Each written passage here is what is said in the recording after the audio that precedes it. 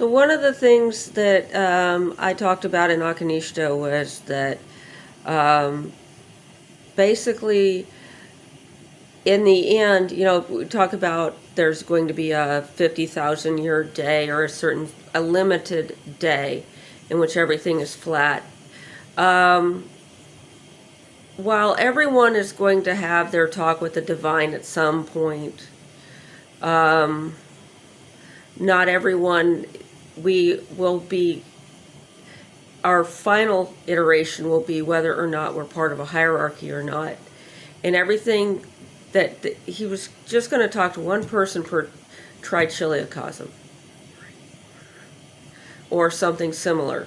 And that everything has to be aligned behind that in a harmonious way. It's not that he doesn't know every soul within it. But if you're enslaved, you're not being written down as an individual. You're property of someone else. And this is the case with Christianity.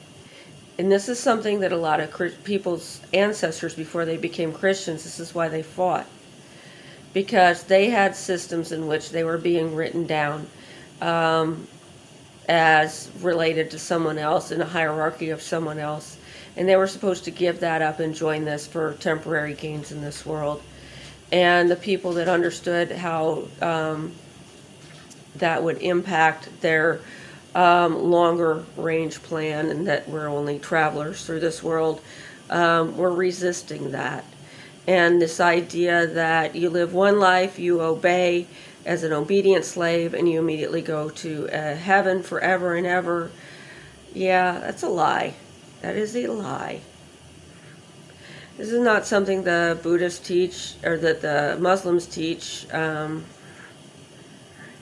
They teach that after you die, you're tested in the grave. If you pass, you go to your ancestors. If you don't pass, you go to a punishment. Now, why would you go to your ancestors who weren't Muslim?